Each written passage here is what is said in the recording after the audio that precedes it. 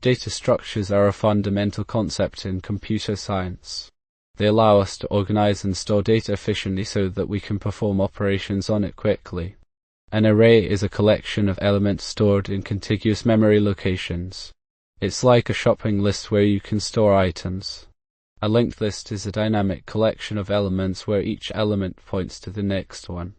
It's like a chain where each link points to the next. A stack is a last-in, first-out leaf or data structure where elements are added and removed from the top. A queue is a first-in, first-out fief or data structure where elements are added to the end and removed from the front. A tree is a hierarchical data structure where each node has a value and 0 or more child nodes. A graph is a nonlinear data structure where nodes are connected by edges. Let's see how we can implement a simple data structure such as an array. What are some common mistakes to avoid when working with data structures? Let's recap what we've learned about data structures. What's next?